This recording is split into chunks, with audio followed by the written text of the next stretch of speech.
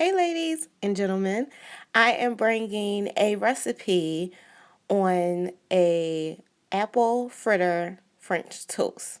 So we're going to start with the apple fritter bread. I purchased this at the Aldi supermarket. You can add maple syrup at the end if you like. Nutmeg and Pennsylvania Dutch Egg Nog, powdered sugar, cinnamon, and vanilla. And you're going to need about 1 to 3 eggs, butter, and a skillet or a griddle. Now we're just going to slice the bread in large slices. And the trick with slicing your bread is you need to turn the bread upside down so you can get clean slices, as I demonstrate right here. And that would give you a nice clean slice. Now this is where you add all your ingredients.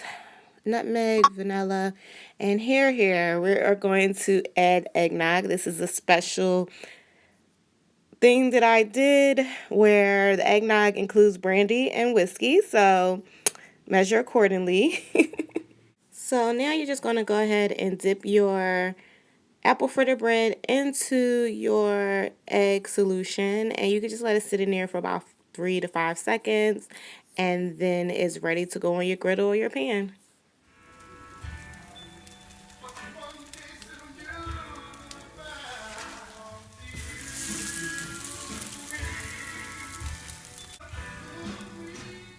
Now, if you don't have a griddle, you could just go old school and use a non-stick pan, and your French toast will be amazing as well.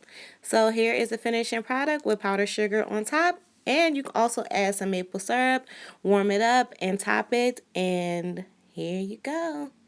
Nom nom. Hope you guys enjoyed this recipe. Hope you like this video, share with your friends, and subscribe to my channel. Thank you. Stay fabulous.